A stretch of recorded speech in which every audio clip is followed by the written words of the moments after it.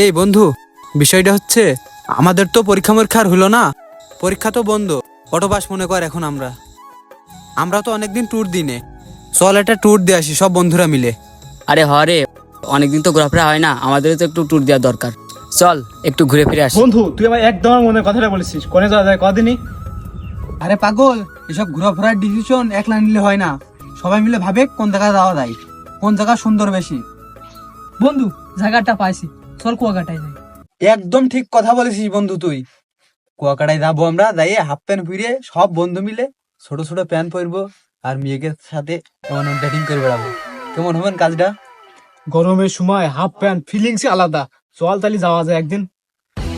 আহা, সুন্দর সুন্দর মেয়ে, ছোট ছোট ড্রেস, কি যে মজা হবে। আমি তো আগে আগে যাব। আরে তুই এবার কি ভাবছিস একলা একলা? আরে তেমন কিছু না, গেলেই দেখতে পারবি নি। বন্ধু, কাহিনী তো একটা হয়েছে। কি বিষয় হচ্ছে আমরা তো এখানে 4 জন আছি, জুবাইরও তো আমাদের বন্ধু। আমরা 4 জন তো এখানে রয়েছি, জুবাইর তো আমাদের বাইরে রয়েছে, জুবাইরও তো আমাদের বন্ধু, ও তো আমাদের সাথে সবসময় থাকে। এখন জুবাইরের কাছেও তো কিছু বলার দরকার আছে। এই তাহলে একটা ফোন লাগাই, ওরা আসতে বলি। হ্যাঁ, তুই ভালো মানুষ ডাকছিস, ওর ডেকে বিনি কাজ আমাদের প্ল্যানিংটা নষ্ট করিস না। তা অবশ্যই ঠিকই কইছিস, আসলে ও তো টাকা পয়সা খরচ করে না, ও তো ফকিন্নি, ও যে ছোট লোক আমাদের সাথেও মেশিবে না। এখন ওর নিয়ে যে আমরা ঘুরবো, অনেক কিছু খাবো, অনেক এনজয় করবো, মেয়েকের সাথে ডেটিং মারবো, আসলে ওর তো মন মানসিকতা অমন না, ওর কাছে তো কোনো টাকা পয়সা থাকে না। তা কি করবো, ওর নিয়ে কি যাবি তোরা? তুই তো বুঝতে পারছিস বন্ধু, কিন্তু ও তো আমাদের বন্ধু, ওর থেকে আমরা কিভাবে যাবো বল? ও ফকিনি যাবে না জানি, কইয়ে দেখ কি কয়। এই তানবিন, বসে না থাকে তাহলে তাড়াতাড়ি জুবাইরের কাছে ফোন দে, চলে আসুক। জুবাইর, তাড়াতাড়ি একটু ব্রিজের মাথায় চলে আয়। বন্ধু সব ওর, চল।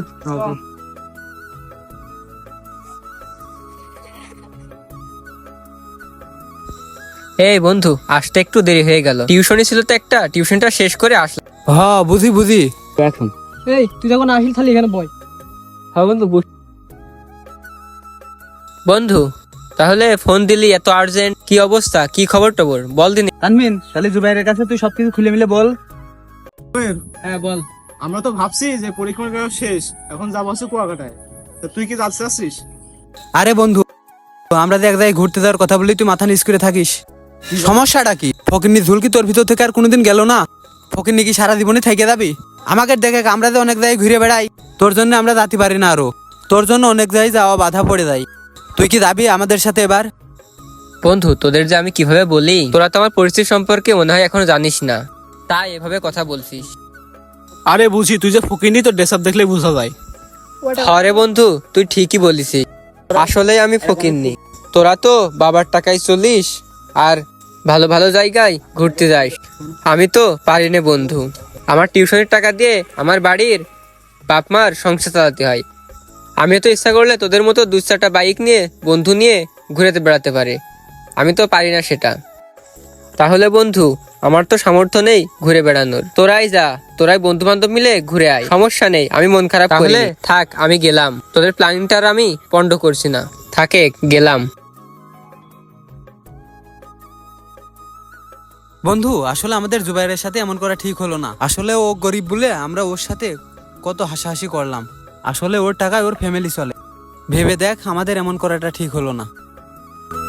সবার ফ্যামিলির পরিস্থিতি হয়তো একরকম নয়, তাই বলে বন্ধু মহলে কাউকে এভাবে অপমান করতে নেই। বন্ধুর সমস্যাকে নিজের সমস্যা মনে করে ওই অবস্থাতেও বন্ধুর পাশে থাকতে হয়, এটাই আসল বন্ধুত্বের পরিচয়।